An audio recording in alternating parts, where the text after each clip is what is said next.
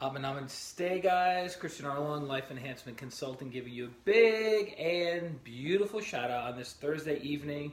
It's about 6:30 p.m. Mountain Time here in Denver, Colorado. I'm not sure what time or what day it is for you, wherever you are in the world, because there's a rumor going around that the internet is everywhere.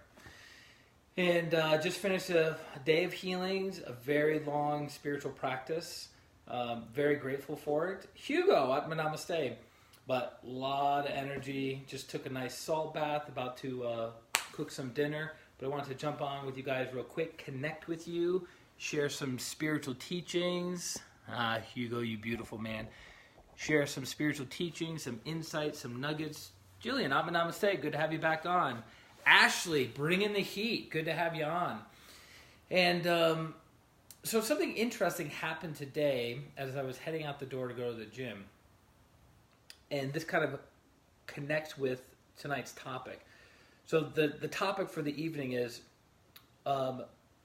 should you stay away from certain people? Should you stay away from certain people, or should they stay away from you? Right, because there's this assumption that as an energy healer, as a meditation practitioner, as someone who heals other people, counsels other people, guides other people to the best of my abilities, there's the assumption that anyone and everyone should be able to just come into your life and basically set up shop, right? Set up shop in your mind, set up shop in your emotions, because you're a loving, compassionate person, right? And my experience, when I first moved in here, I've been in this place for about 15 months. And it took me a long time to find it, because one of Grandmaster Chokook Sui's courses is called Pranic Feng Shui, which gives you a lot of information on how to live in the right place that provides the right amount of energy. Amanda, namaste. And so, so that class, Pranic Feng Shui, gives you a lot of like do's and don'ts of your living space. If you want to increase prosperity or stay away from poverty. If you want to increase beauty or stay away from ugliness. If you want to increase creativity and decrease, being stuck, right? And so, so it took me a long time to find this particular place. I think I looked at 100 different places online on Craigslist and a couple other sites, and then I went to probably 20 different locations all over Denver. And I've lived all over Denver, so this area, Victor, Namaste, this area was the last bastion that I had not lived at before. So this is the Cherry Creek, Glendale area of Denver. Really, really nice. And Marina, namaste. Good to see you on, girl. Thanks for your likes and your shares, by the way. And so, so I moved into this place, and I set up shop, right? Because wherever I live, that's where I do my healing, right? I have my home office, so all of this is people come in, they sit down in this chair over here, and we do 30 minutes of coaching, we do 30 minutes of healing in some area in their life that they're stuck in. Most people see me when they're at a rock bottom point in their life, which is kind of unfortunate, right? I mean, it's a great opportunity that you get to see the power of pranic healing and how transformative it is, because you go from rock bottom to like, whoa, everything seems clear, everything seems bright, the world's not coming to an end, my life is actually better than I thought, right? So that's good, but there are the rare opportunities that I meet people who aren't at rock bottom, their lives are doing pretty well, but there's some yearning for growth. There's some yearning to connect to them, to their higher souls, or to connect to God. And those people, you can really take them in very interesting directions with healing.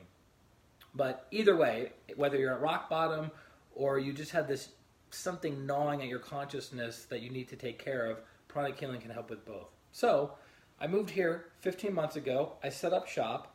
One of my old clients who had been with me at different places I had lived was coming in for a healing. So she was sitting in the healing chair, and she's overlooking the mountains, right? So over here are the mountains. And it's beautiful, sunny, blue sky. This would have been, when was this? This would have been like end of October of 2017. And so all of a sudden, I'm doing the healing, My client's blissed out. The mantra's playing in the background. Got my crystal. We're working our magic, right? And then all of a sudden, somebody opens the door. I'm like, what are you doing, man? Right? And it's this guy opens the door in the middle of a healing, and he'd go, oh, Kitty, namaste. And he says to me, I didn't know what was going on in here. I heard some noises, and I thought I'd check on the place. I'm like, yeah, that's called somebody lives here. You know what I mean?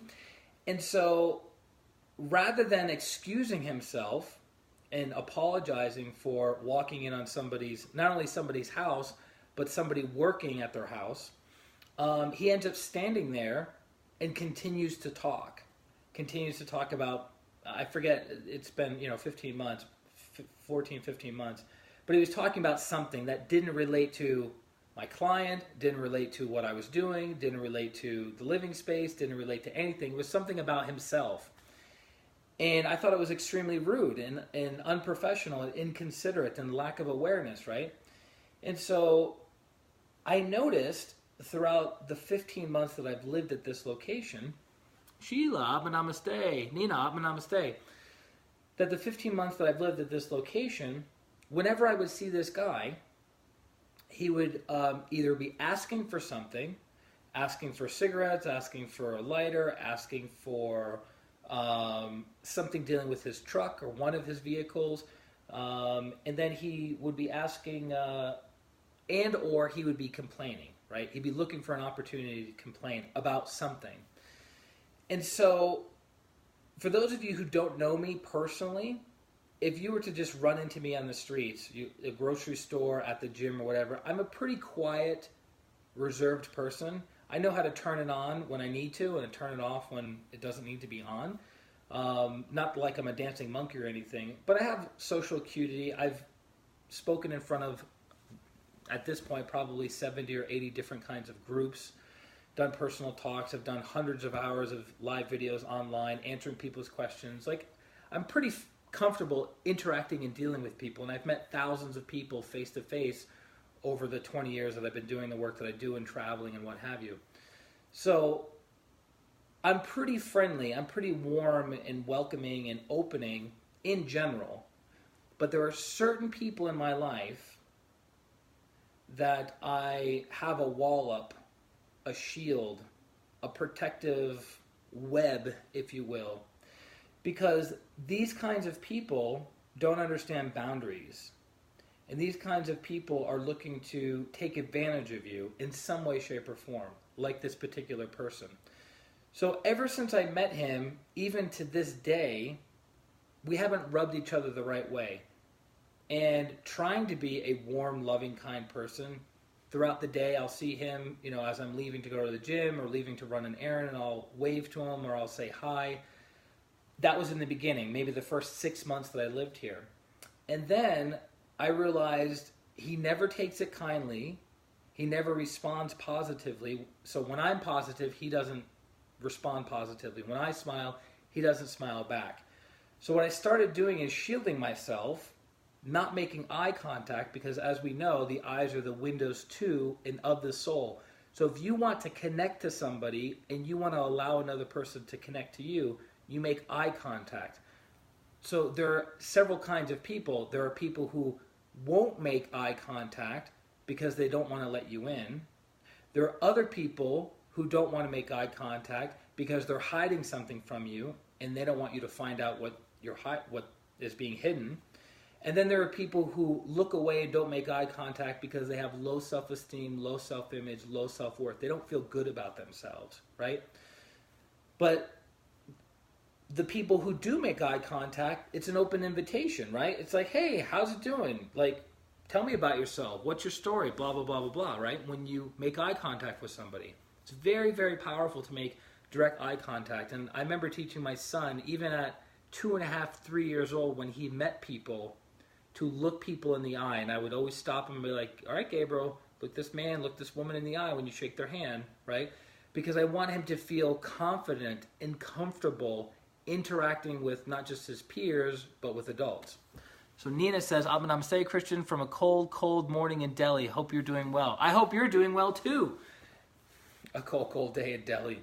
What is it, 80 degrees? Making it a cold day in Delhi. So this particular guy I had to not make eye contact with. Right? I had to be shielded because of the projection. As we develop our sensitivity through our spiritual practice, through our meditation practice, through receiving consistent, persistent energy healing sessions and removing heaviness from our system so our chakras can breathe better, we become more sensitive to subtle energies. So we become more sensitive to people connecting to us, courting to us, pulling energy from us, projecting negative thoughts and negative feelings. Certain people can see the energy, other people can hear the energy, other people can feel the energy, depending upon what skill set you were innately born with and what skill set becomes developed as you practice your spiritual life. And so I just found out today that this particular person, to the best of my ability to understand, is moving out. And so I heard him chatting up one of the other girls that's on the same floor. So I'm guessing he's moving out with his girlfriend or wife or something like that. And I've never had a chance to talk or connect with her. But it's interesting because there's a sense of relief that awkwardness, that energy is no longer going to be taking place. And it's very interesting. This doesn't happen with me very often. But the thought that keeps coming to me over and over and over again when I connect to this person is, he's not a good person. Now, that doesn't mean he's not a divine child of God. That doesn't mean that he is, that it doesn't mean that I'm perfect. We're all in this process of growing, evolving, and becoming better, right? But, again, starting with tonight's topic, there are certain people that we should not have in our lives. We can heal them at a distance. We can bless them at a distance with our spiritual practice, with good thoughts and good words about the person, which in most cases, not all, I'm still working on becoming perfect. In most cases, I will send positive thoughts, positive words, positive energies to this person. Even though I'm not making eye contact, even though I'm not letting him in, energetically speaking, I will still send him, I hope he has a good day, I hope he has success, I hope he has prosperity, I hope the issue that he was complaining about earlier gets resolved. Jennifer, namaste, right? So that's not something that you would commonly hear people talk about in the world of meditation, spirituality, and healing, right? It's like, it's all good, man, let everybody in. Well, as you become more sensitive, the letting everybody in thing starts to change, starts to morph, starts to, you have to start practicing certain levels of discernment, right? And not letting certain people into your life. But, there's a caveat to that. You don't want the pendulum to swing from one end and go all the way over to the other end where you're so sensitive that nobody can give you, like if somebody gives you a negative look, it destroys your day. Or if somebody, or if you are thinking that somebody is psychically attacking you all day long when they're really not. It's actually very interesting. One of the master pranic healers was saying that 90% of the psychic contamination and psychic attacking that takes place is from us to us. Meaning it's not someone else or someone's else attacking you psychically, it's you attacking yourself psychically and thinking and feeling that someone else is doing it. But we validate this through clairvoyant observation, we validate this through scanning, right? Because if you cut the cords between you and another person and you shield yourself, if it's coming from another person, the negative thoughts and negative feelings will stop. But if it's coming from you, to you, cutting the cords to that person and shielding yourself, won't work, won't mean anything, won't have any impact on you, because it's within your own energy body that you're attacking yourself. So 90% of the time, it's not another person, it's us. And keep in mind, guys, I'm as guilty as this as anyone. We're not that important. If we truly think that somebody is sitting down systematically, hour by hour by hour, attacking us psychically, it's usually not the case. People usually have better things to do with their lives, and in most cases, people are thinking about themselves most of the time, right? They're not thinking about how they can ruin your day by psychically projecting negative thoughts and negative emotions. So that's what I want to jump on and share with you guys tonight, that you have to have healthy boundaries of who you let in and who you keep at a distance. You can still love them at a distance. You can still bless them at a distance. You can still heal them at a distance. But interacting with them on a day by day by day by day basis may not be the best thing for you. So that's my little insight for the day. I hope it helps. I hope it adds value to you. I hope it gives you some thinking points for later. These live streams are designed to prick holes in the blind spots that you might have in your life, and we all have them. So it's like, if you've never heard of chakras before, and we talk about chakras, that opens up light in your consciousness to transform yourself. Does that make sense? What's up? Thumbs up. I appreciate that. Thank you. So, if you are in need of healing, which my specialty is in pranic healing, I know other healing modalities and healing practices, but I specialize in pranic healing. If you're looking for healing in some area of your life, you can go to my website. It's ChristianRLong.com/services, and you just schedule a distant pranic healing session. I get an email when I accept the appointment. It gets into my phone. You get a notification, and then we see each other at the designated time, either on Skype, FaceTime, or Zoom. And that's it. And then we can produce a miracle for you if you're super open and receptive to receiving that miracle. And I've been doing this work for, next month it'll be 15 years. And the things that I've seen in pranic healing is quite phenomenal. And I think that's why the original pranic healing book that Grandmaster Choa wrote was called The Art and Science of Pranic Healing. But then as he was spreading it throughout the world and getting feedback from all the healers who were doing healings, he renamed the book Miracles Through Pranic Healing, because it is miraculous. It's a very, very powerful healing system that I use on myself on a daily basis, and I use on my clients on a daily basis. So that's it. So if you're in need of healing, ChristianRLong.com/services. If you're not part of our weekly newsletter, ChristianRLong.com, right to the bottom of the site, put in your name, your email, and then you'll be part of the weekly newsletter that we write every Wednesday night, and always try to add value to you guys. And that's it. So also, if you got value out of today's talk, please share it on your personal and business Facebook pages so the word can get out. And that's it. So I'm going to let you guys go. Thank you for sharing your time and energy. Thank you for any questions you put in the comment section below. I'll do my best to answer each and every one of them appropriately. And then I'm off to have some dinner and close it out for the night. So this is Christian R. Long, Life Enhancement Consultant, wishing you a beautiful Thursday night, a beautiful week, and a beautiful life. Atma Namaste. Bye-bye, guys.